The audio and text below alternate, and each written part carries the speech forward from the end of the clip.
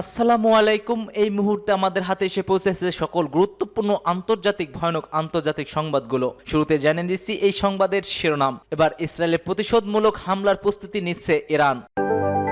আরো জানিয়ে দেব পরমাণু ইস্যুতে এবার 3 শক্তিশালী দেশের সাথে বৈঠকের প্রকাশ ইরানের।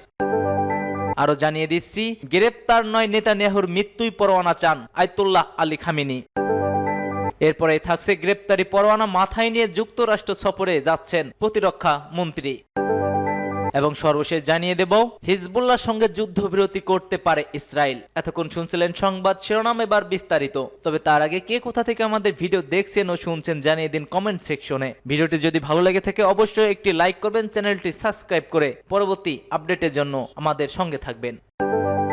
ইসরায়েলে প্রতিশোধমূলক হামলার প্রস্তুতি নিচ্ছে ইরান। গত 26শে অক্টোবর ইরানের বিভিন্ন সামরিক লক্ষ্যবস্তুতে প্রতিশোধমূলক 3 দফায় হামলা চালিয়েছে ইসরায়েলি যুদ্ধ বিমান। মার্কিন নির্বাচনের আগে ইসরায়েলের এই হামলার জবাব দেওয়ায় অঙ্গীকার করেছিল ইরান, তবে তা হয়নি। এবার ইরানের সর্বোচ্চ নেতা আয়াতুল্লাহ আলী খামেনির সিনিয়র উপদেষ্টা আলী নারাজানি বলছেন ইসরায়েলকে যথাযথ জবাব দেওয়ার প্রস্তুতি নিচ্ছে তারা। তবে প্রতিক্রিয়ার ধরন বা পদ্ধতি সম্পর্কে তিনি কোনো সুনির্দিষ্ট তথ্য প্রকাশ করেননি। সংবাদ সংস্থা তাসনিমকে দেওয়া এক সাক্ষাৎকারে তিনি বলেছেন প্রতিরোধ গড়ে তোলার লক্ষ্যেই এই জবাব দেবে ইরান। লারিজানি তার সাম্প্রতিক সিরিয়া ও লেবানন সফরের দিকে ইঙ্গিত করে বলেন, আমরা সাম্প্রতিক সফরে হিজবুল্লাহ কমান্ডারদের মধ্যে যে উচ্চ মনোবল দেখছি তা অভাবনীয়। নেতানিয়াহু দাবি করেছেন যে হিজবুল্লাহ সামরিক সরঞ্জাম ধ্বংস হয়ে গেছে, কিন্তু আমি তাকে জিজ্ঞাসা করতে চাই হিজবুল্লাহ তাদের সামরিক সরঞ্জাম কি তাহলে মঙ্গল গ্রহ থেকে নামিয়ে এনেছে? তিনি আরো বলেন, আমি লেবাননে কাউকে হিজবুল্লাহকে রাজনৈতিক সমীকরণ থেকে সরানোর বিষয়ে কথা বলতে শুনিনি। লেবাননের রাজধানীতে প্রতিরোধ একটি গুরুত্বপূর্ণ বাস্তবতা। লারিজানি জোর দিয়ে বলছেন ইসরায়েলি সৈন্যরা দক্ষিণ লেবাননে অগ্রসর হয়নি কারণ তারা হিজবুল্লাহর কঠোর প্রতিরোধে সম্মুখীন হয়েছে। গত 1 অক্টোবর ইসরায়েলকে লক্ষ্য করে প্রায় 200 ক্ষেপণাস্ত্র ছুড়েছিল ইরান। হামাসের প্রধান ইসমাইল হানিয়া, হিজবুল্লাহর প্রধান হাসান নাসরুল্লাহ ও নিজেদের ইসলামিক রেভলিউশনারি গার্ড কোরের এক কমান্ডারের হত্যাকাণ্ডের জবাবে ইসরায়েল এই হামলা চালানো হয়েছে বলে জানিয়েছিলেন তেহরান। তবে এসব ক্ষেপণাস্ত্রের অধিকাংশ লক্ষ্যবস্তুতে আঘাত হানার আগেই ভূপতিত করার দাবি করে ইসরায়েল। এই হামলার জবাবে 26শে অক্টোবর ভোরে ইরানের রাজধানী তেহরান সহ 3টি প্রদেশে 3 দফায় বিমান হামলা চালায় ইসরায়েল। এছাড়া চলিত বছরে এপ্রিলে উভয় দেশের মধ্যে প্রথমবারের মতো সরাসরি পাল্টাপাল্টি হামলা হয়। পরমাণু ইস্যুতে এবার 3 শক্তিশালী দেশের সাথে বসেছেন ইরান। আন্তর্জাতিক পরমাণু শক্তি সংস্থা IAEA বিধিনিষেধ উপেক্ষা করে ইরান তাদের পরমাণু কার্যকর জোরদার করেছে, এমন অভিযোগ এনে সংস্থাটির 35টি দেশের গভর্নর বোর্ড ইরানের বিরুদ্ধে জাতিসংঘে একটি নিন্দা প্রবেশ প্রস্তাব গ্রহণ করে, যার নেতৃত্ব ছিল ইউরোপের 3টি দেশ ফ্রান্স, জার্মানি ও যুক্তরাজ্য।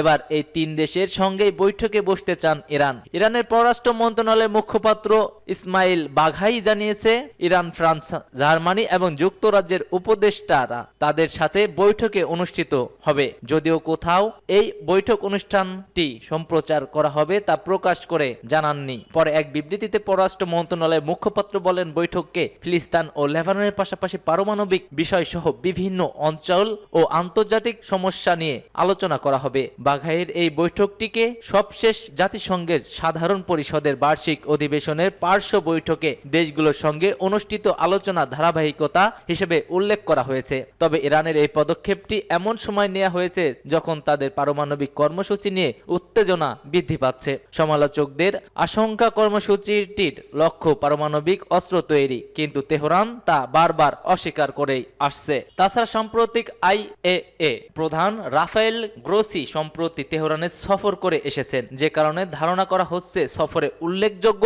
অগ্রগতি হয়েছে।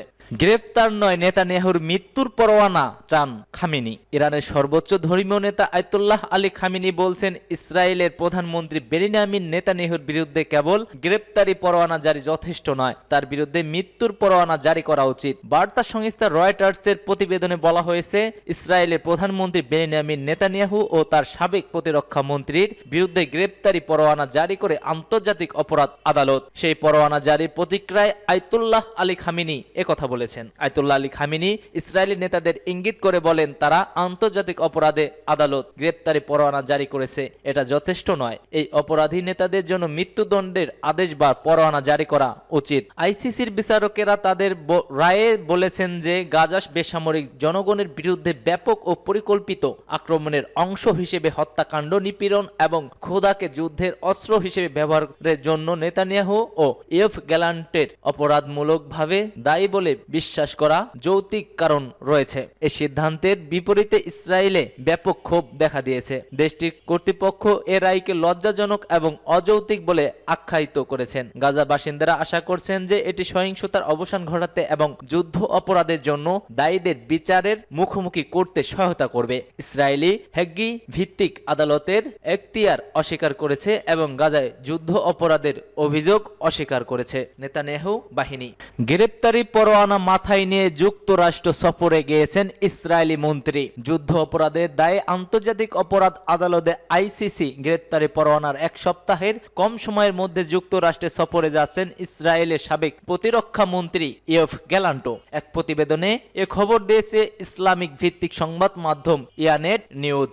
এতে বলা হয়েছে, আগামী রবিবার হোয়াইট হাউস এবং মার্কিন স্টেট ডিপার্টমেন্টের সিনিয়র কর্মকর্তাদের সাথে আলোচনার জন্য ওয়াশিংটন সফরে যাবেন গ্যালান্টো। হেগের আন্তর্জাতিক অপরাধ আদালত তার বিরুদ্ধে গ্রেপ্তারি পরোয়ানা জারি করার পর ইসরায়েলের বাইরে এটি গ্যালান্টের প্রথম সফর। গত বুধবার আইসিসির বিচারকরা এক রায়ে বলছেন, ইসরায়েলি প্রধানমন্ত্রী বেনিয়ামিন নেতানিয়াহু এবং ইয়োভ গ্যালান্টো জোরপূর্বক খাদ্য সরবরাহ বন্ধ করে গাজায় খোদাকে যুদ্ধের অস্ত্র হিসেবে ব্যবহার করছে। পাশাপাশি হত্যা, নিপীড়ন এবং অন্যান্য অবমানবিক কাজ করে মানবতার বিরুদ্ধে অপরাধ করেছেন তারা দুজন। মার্কিন কর্মকর্তারা আইসিসির এই রায় প্রত্যাখ্যান করেছে এবং আদালতের বৈধতা নিয়ে প্রশ্ন তুলেছেন। 1998 সালে যখন রোম সংবিধিত স্বাক্ষরিত হওয়ার মধ্যে দিয়ে প্রতিষ্ঠিত হয় আইসিসি, যদিও মার্কিন যুক্তরাষ্ট্র চুক্তিটি আলোচনার সহায়তা করেছিল, তবে ওয়াশিংটন আইসিসির সদস্য এখনো নয়। এর অর্থ গ্যালান্টো যুক্তরাষ্ট্রে পা রাখলে যুক্তরাষ্ট্রকে গ্রেপ্তারি পরোয়ানা মেনে চলতে হবে না।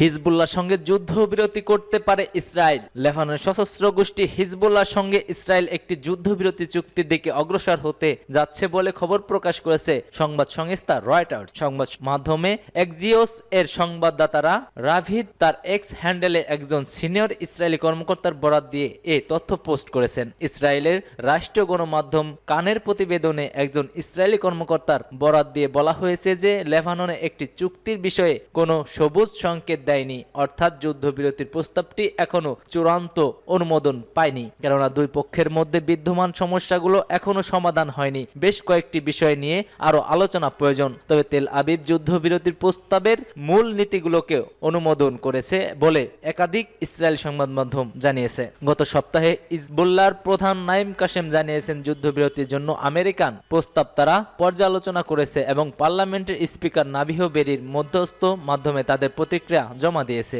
এর আগে মার্কিন বিশেষ দূত আমোস হোস্টাইন বৈরুত জেরুজালেম সফর করে সব পক্ষের সঙ্গে বৈঠক করে বলেছেন, সম্ভাব্য চুক্তিটি নিয়ে এগিয়ে যাওয়া একটা শেষ সুযোগ। সম্ভাব্য মার্কিন যুদ্ধবিরতি প্রস্তাব অনুযায়ী প্রাথমিকভাবে 60 দিনের যুদ্ধবিরতিতে যেতে পারে ইসরায়েল ও হিজবুল্লাহ। একে একটি স্থানীয় যুদ্ধবিরতির ভিত্তি হিসেবে দেখা হচ্ছে, যদিও এই যুদ্ধবিরতি চুক্তি নিয়ে চলমান আলোচনার মধ্যেই দুই পক্ষের পাল্টাপাল্টি হামলা এখনো চলমান।